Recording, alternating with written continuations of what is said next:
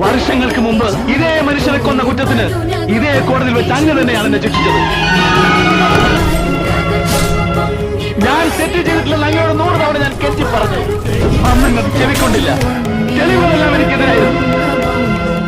ഇപ്പോൾ അങ്ങയുടെ മുന്നിൽ വെച്ച്, നിങ്ങളുടെ എല്ലാവരുടെയും മുന്നിൽ വെച്ച് ഈ മനുഷ്യനെ ഞാൻ കൊന്നു. ഏത് നിയമം വെച്ച് നിങ്ങളെ അറസ്റ്റ് ചെയ്യും? ഒരു മനുഷ്യനെ കൊന്ന കുറ്റത്തിന് 2 തവണ ഒരാളെ ശിക്ഷിക്കാൻ നിങ്ങളുടെ നിയമത്തിന് കഴിയുമോ?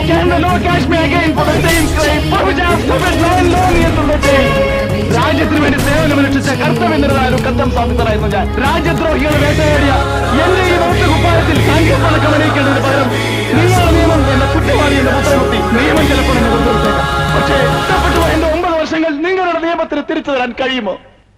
എന്റെ യൗവനം, എന്റെ ഭാര്യ, എന്റെ കുഞ്ഞ്, എന്റെ ജീവിതം, എന്റെ എല്ലാം. Can you give me back?